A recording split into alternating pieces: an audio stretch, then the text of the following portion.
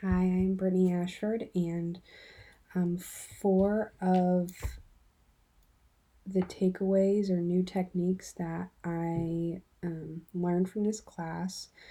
So, I had only been taught in pan watercolors, so liquid watercolor, um, watercolor pencils, pearlescent watercolor, Tombow markers or any markers, and water brushes were all new to me. So just anything outside of a pan watercolor was new to me. Papers, I'd never used anything other than cold pressed paper, so trying all the different papers was new to me. My favorite was the Yeppo or the photo paper, and using the permanent marker on it with liquid watercolor. Um, Another new thing that I learned was blooming and bleeding. So putting water down on the paper first and then dripping the paint into it and letting it bleed or bloom. That was new to me. And using a spray bottle was new with liquid watercolor, and oil was new to me. I also really enjoyed the article on Tom Saturnow. Um, and it explained his technique. So I tried that, and that was new to me, and I really enjoyed that. A few takeaways from the course, things that I will use and implement in my classroom. Um, week 3 was amazing. I will probably be implementing almost everything from week 3. But Andrea Slazarski's videos on color exercises were amazing, and her video on color theory. Um, I loved the paint being mixed on the paper, so that the kids can get the experience of actually seeing those colors mix. I loved, these different exercises where they actually have a finished piece at the end, where when I was in school we did a lot of this, and then we did one final project where they can actually see these results in these exercises, and so I think that's fantastic. Week 6 with Johanna Russell in managing watercolor materials was amazing as well.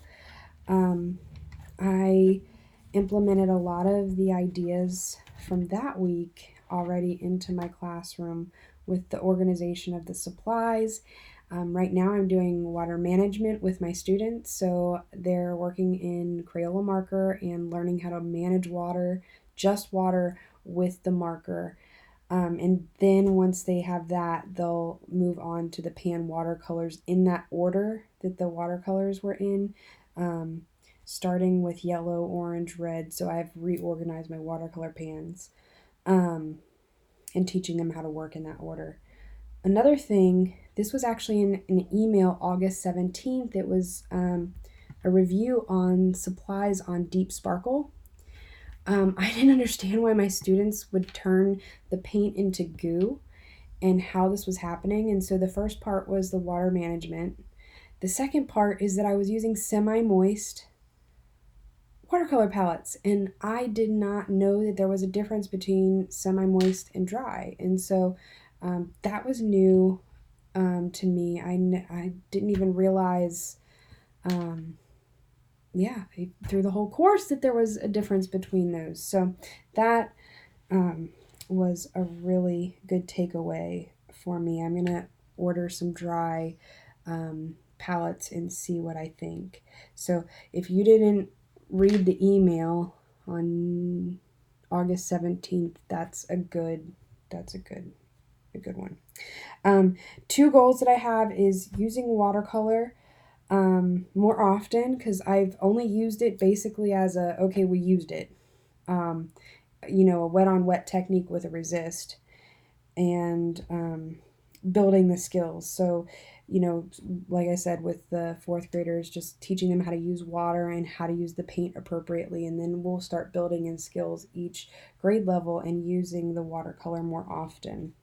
And something that I will never forget is this final series that we're working on. Everything I always do is so rigid, and everything that I do has to be this journal thing. Oh, if you saw all my journals, they are not pretty. This is actually really hard for me to do, was the visual journal, because I just want to hurry up and get the journal done so I can get to the final artwork and just really create something that is really refined. And so, kind of being a little bit more spontaneous has been hard for me, and creating a journal has been kind of hard for me that doesn't look, like it was just, thrown together. So, that was the journal was something I will never forget, because that was something that I'd never done, was actually try to plan any pages in a journal before, and the final project, because it's something I've never worked in watercolor the way that I'm working in watercolor now, and it just was amazing talking with my classmates and getting all of these different ideas from them. So it hopefully I'm not finished with it yet, but it has already been an experience, and I'm really, really excited about what the end result is. So that is what I will never forget. So it was a great class, and thank you so much for everything that you've taught me, and thank you so much to my classmates for just all of the amazing work that you've done, and all of the amazing input that you all have given to me and all of our other classmates. So